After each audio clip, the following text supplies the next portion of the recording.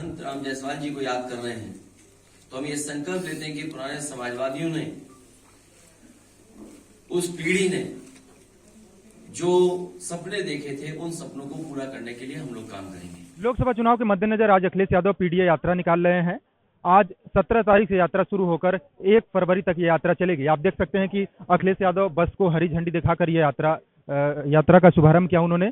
और ये यात्रा जो है आज 17 जनवरी से शुरू होकर 1 फरवरी तक चलेगी। ये पीडीए यात्रा, और अखिलेश यादव ने आज प्रेस कॉन्फ्रेंस कर पीडीए को अपना भगवान भी बताया है। उन्होंने कहा कि पीडीए जो है वो हमारी भगवान है और पीडीए के जरिए ही वह बीजेपी सरकार को उखाड़ फेंकेंगे। तो कहीं ना कहीं देखा जाए तो अखिलेश यादव आज से लोकसभा चुनाव की जो तैयारी है वो पूरी तरह से कर रखी है। पीडीए के जरिए वह भारतीय जनता पार्टी को उखाड़ फेंकने का संकल्प लिया है। ये यात्रा आज से शुरू होकर 17 तारीख से 1 फरवरी तक चलेगी। तो कहीं ना कहीं देखा जाए तो इस यात्रा में तमाम सपा के नेता शामिल होंगे। वहीं अगर अखिलेश यादव की बात करें तो वो अभी फिलहाल इस यात्रा में शामिल होने की उनकी कोई पुष्टि नहीं हुई है।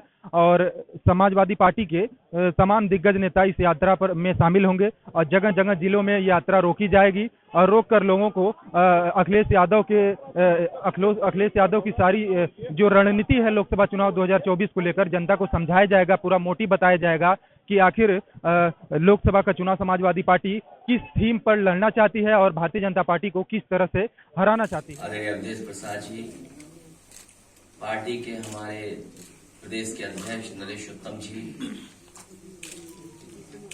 राजन चौधरी जी, राहुल गौतम जी और यहाँ पर उपस्थित सभी हमारे पत्रकार साथियों, मैं सबसे पहले अनंत राम जायसवाल जी को याद करता हूं। वो उन समाजवादी नेताओं में थे जिन्होंने समाजवादी आंदोलन को आगे बढ़ाने का काम किया। शुरुआती दौर में जब कांग्रेस के खिलाफ और उस समय नीतियों के खिलाफ गरीब किसान, वंचित शोषित की आवाज बनने का काम अनंत राम जायसवाल जी ने किया। हमारे यहाँ जितने साथी बैठे हैं, कुछ साथी इसमें से उनके साथ काम किया है। उन्होंने समाजवादी आंदोलन को जहां आगे बढ़ाया, वहीं अपने विचारों से लोगों को जोड़ने का भी काम किया। उस आंदोलन को आगे बढ़ाने की जिम्मेदारी अब नई पीढ़ी की है। हमें खुशी इस बात की कि नई पीढ़ी के लोग भी समाजवादी आंदोलन से जुड़ रहे हैं। जो सपना बाबा साहब भीमराव अम्बेडकर जी ने देखा, डॉक्टर राम मनोहर लोहिया ने देखा और नेताजी ने जिस आंदोलन को गांव-गांव पहुंचाने का काम किया, राजनीतिक परिस्थितियों में समाजवादी आंदोलन को और मजबूत बनाया नेताजी ने। हमारे तमाम साथी जिन्होंने समय समय पर उनके साथ संघर्ष कर करके इस आंदोलन को आगे बढ़ाने का काम किया। आज के दिन जब हम अनंत राम जायसवाल जी को याद कर रहे हैं तो हम ये संकल्प लेते हैं कि पुराने समाजवादियों ने, उस पीढ़ी ने जो सपने देखे थे, उन सपनों को पूरा करने के लिए हम लोग काम करेंगे। वहीं हम समाजवादी पार्टी के प्रकोष्ठ के राहुल जी को बधाई दूंगा कि आज लखनऊ से चल करके वो कई प्रदेशों में, कई जिलों में जाकर के समाजवादी पार्टी से लोगों को जोड़ने का काम करेंगे। चाहे वो हमारे पिछड़े हों, दलित भाई हों, पीड़ित अगड़े हों, उन सबको जोड़ करके एक आंदोलन का रूप देने का काम करेंगे। पीडीए यात्रा और पीडीए पंचायत आने वाले समय में समाजवादी लोग शुरू करेंगे। हमें उम्मीद है इनकी यात्रा से समाजवादी पार्टी से लोग जुड़ेंगे और जिन परिस्थितियों में आज राजनीति जा रही है और जिस तरीके से संविधान को और लोकतंत्र को खत्म करने की कोशिश हो रही है, ये पीडीए यात्रा राहुल जी चला करके संविधान की रक्षा करने का काम करेंगे। जो समाजवादी पार्टी है, इकलौती पार्टी वो है जो समाजवादी मूल्यों के बचाने का काम कर रही है। यूं तो समाजवादी पार्टी है लेकिन अगर हम ये भी कहें कि संविधान पार्टी है तो हमारी जिम्मेदारी बढ़ जाती है कि संविधान और लोकतंत्र को बचाएं। आज जो ताकतें काम कर रही हैं वो समाज में जहर घोल रही हैं, दूरियां बना रही हैं, और जिस तरीके से किसान नौजवान दुखी है उसके सामने कोई रास्ता नहीं है। अगर एनसीआरबी का आंकड़ा देखें तो जब से बीजेपी की सरकार आई है पूरे देश में 1 लाख किसानों ने आत्महत्या की है।